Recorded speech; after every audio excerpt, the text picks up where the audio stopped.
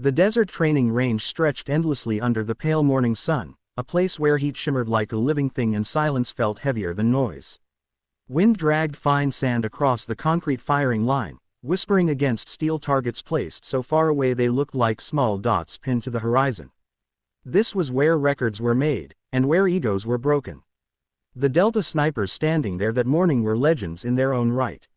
Years of combat, countless confirmed hits, and a reputation that made even senior officers speak their names carefully. They joked quietly among themselves, relaxed, confident, already knowing how the day would end. She stood a little apart from them. Her name was rarely spoken with awe, mostly with curiosity. Some called her the analyst, others the guest. Her uniform fit perfectly but lacked the patches that told stories of glory. Her rifle case was plain, scratched, and old, not customized with the latest attachments the others loved to show off.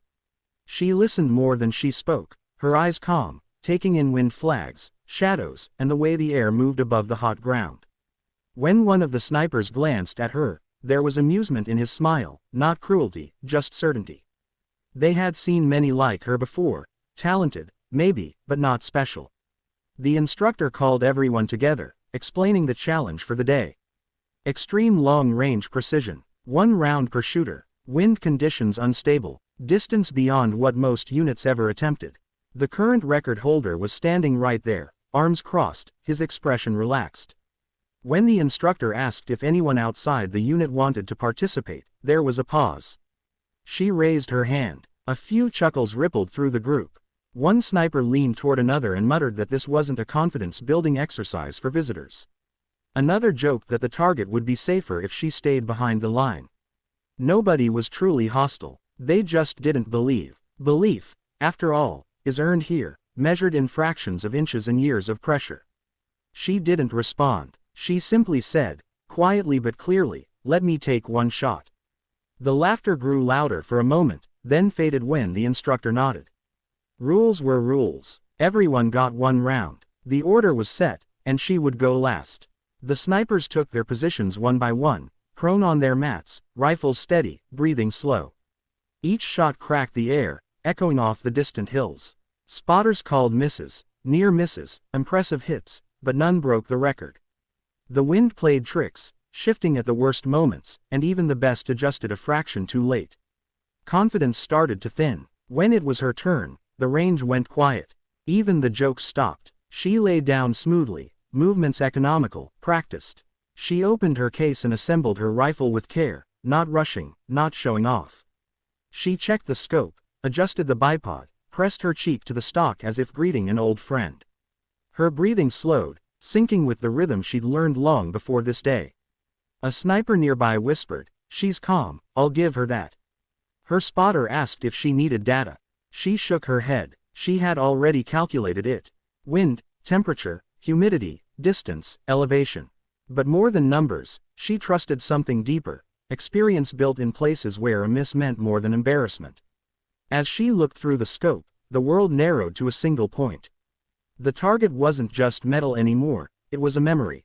Long nights on rooftops, dust in her mouth, heart pounding as she waited for the perfect moment. She remembered being underestimated then too. Remembered the doubt in others' eyes, and how silence followed after her shots. She exhaled, slowly, and squeezed the trigger. The rifle recoiled gently, controlled. The sound rolled across the range and vanished into the open sky. For a heartbeat, nothing happened. Spotters leaned forward, scopes glued to their eyes. Then the call came, sharp and stunned. Hit. Not just a hit. Dead center. Beyond the previous record. The steel rang like a bell, clear and undeniable. For a moment, no one spoke. The laughter from earlier felt like it belonged to another lifetime. The record holder lowered his rifle slowly, disbelief written across his face. Someone let out a low whistle. Another simply shook his head, smiling despite himself. Respect moved through the group like a wave, replacing skepticism. She stood up quietly, clearing her rifle, expression unchanged. She didn't celebrate. She didn't explain. She just nodded to the instructor and stepped back. The range felt different now. The air heavier, charged. Later, as the sun climbed higher and the day wound down, the snipers gathered around her. Questions came, not mocking this time, but genuine. Where did you learn to shoot like that? How did you read that wind? What unit were you with before? She answered simply. She spoke of training, of patience, of listening more than talking.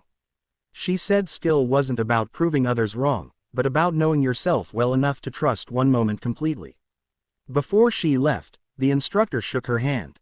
You didn't just break a record today, he said. You changed a few minds. She smiled faintly and walked away, her old rifle case slung over her shoulder, disappearing into the heat haze like she'd never been there at all. Stories like this remind us that true strength often arrives quietly, and real talent doesn't need permission to shine.